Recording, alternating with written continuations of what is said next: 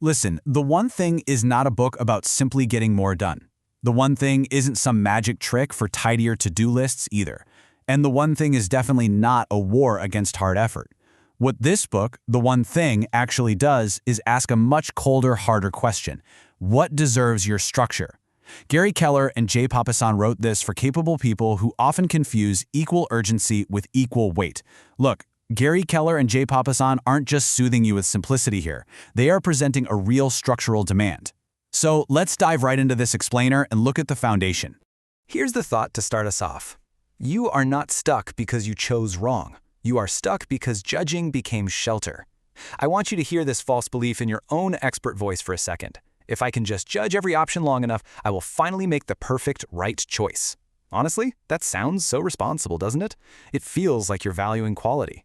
But here on UpGoWise, we have to look at the hidden costs.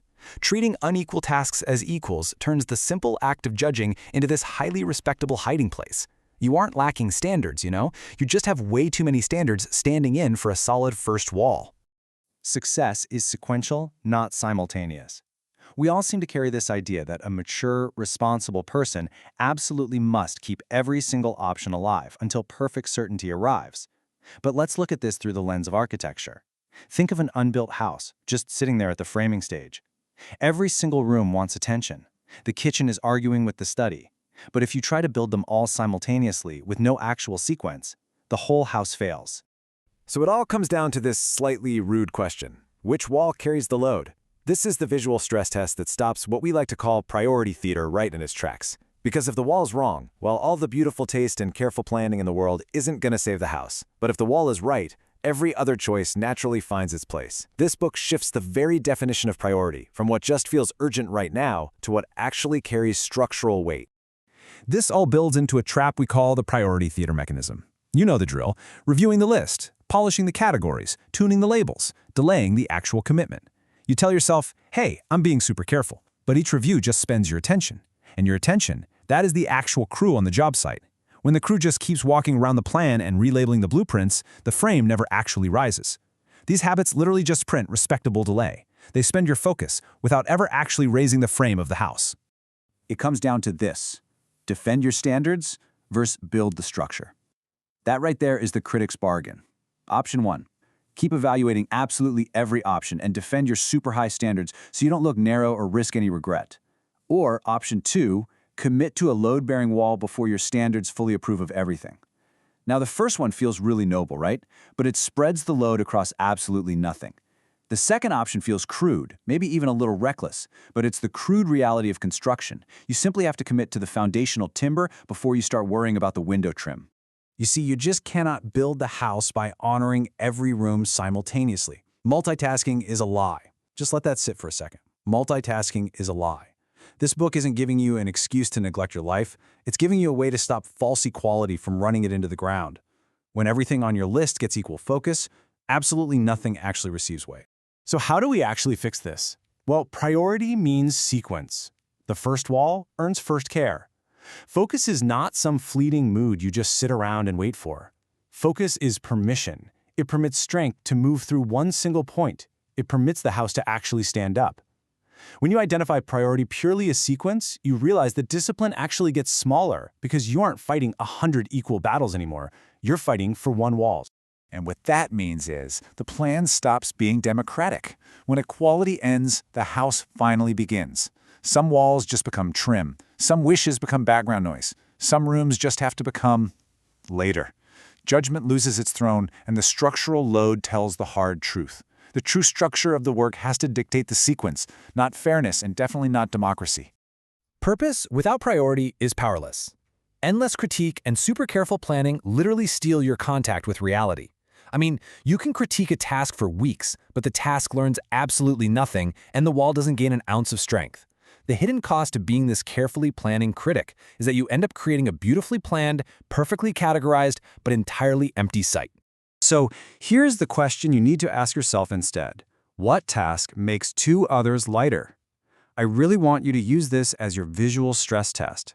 Shift your mindset right now from judging what task looks the most impressive or feels the most fair to identifying which single task makes other work lighter or entirely unnecessary. That is your true structural load test. In the book, they call this exactly that. Find the lead domino. But keeping with our UpGoWise architecture metaphor, this is your load-bearing task. Now here is a harder truth to swallow. The most structurally vital work is often incredibly dull. It might be private. It might sit way beneath the work you actually enjoy doing. It doesn't ask for applause. It just bears weight. And honestly, that is exactly why it gets avoided so often. But the pain of judgment will fight this, trust me. The critic calls delay discernment. The site calls it exposure. Your inner critic says, hey, let's review it just once more. Do not commit until the plan is perfectly safe. It wants to build a perfect site with no actual walls. And the ultimate result? You lose trust in your own effort because you no longer know what your daily work can actually carry. You doubt absolutely everything, and worse, you call that doubt excellence. Look at this stark contrast here. Clean language versus warm contact. You get the false comfort of a perfectly polished, risk-free to-do list. That's your clean language. But you completely lose warm contact with the messy, essential reality of actually working on the foundational timber. You have a pristine list, sure, but no actual building is happening. And here is a measured, weighty reality slap that we just have to face on UpGoWise. Truth that never touches timber cannot carry load. Listen, standards are only useful after the load is known. Before that, they are just dust settling around an empty site. Let the critic visit, absolutely. Just don't let it pour the footing. So the core thesis of this book returns.